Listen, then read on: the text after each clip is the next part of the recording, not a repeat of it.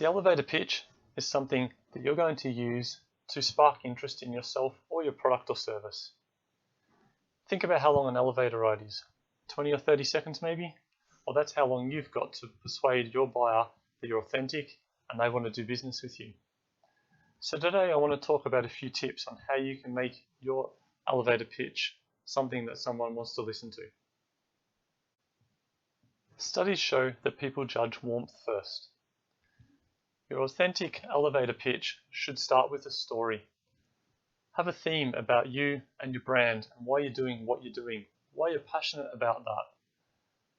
The first impression is the most important, so you need to come across as a person that they can work with and they can trust. So be warm and sound confident at the same time. Warmth and confidence are the two things that people are going to think about when they're doing business with you or thinking about doing business with you. If you sound confident and trustworthy, they'll believe that you're going to deliver what you say you're going to deliver and be willing to spend the time and the money on using your service. Be a humble bragger.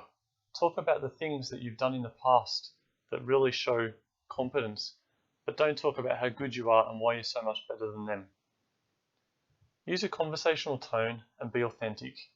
Don't stand and have a rehearsed speech that is flat and has got no enthusiasm. Be passionate, energetic. Make sure that you show that you really care about what you're doing so that they care about you. Show interest in them.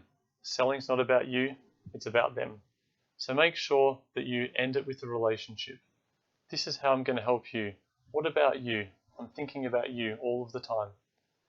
And the most important thing is be yourself. Make sure that you come across as a passionate person, a warm person, and a competent person by being yourself. They need to be able to trust in you, so they'll want to do business with you. So here's my elevator pitch as an example. I'm passionate about design and engineering. When I was growing up as a child in Melbourne, I used to love playing with toys, cars, and Lego. So when it came to a choice of career, I guess it was inevitable that I'd end up choosing mechanical engineering, but I also added on industrial design for a bit of that creative flair. 25 years later, after traveling the world, working in a variety of industries and meeting lots of fantastic people, who would have thought that I'd end up being the chair for the Scottish Region Institution of Mechanical Engineers, but also running my own engineering consultancy, where we manage engineering projects and train and develop others in design and innovation. I guess you could say that it's come full circle now, because my ambition is to now train others in engineering, design, and innovation. How about you? What are you passionate about?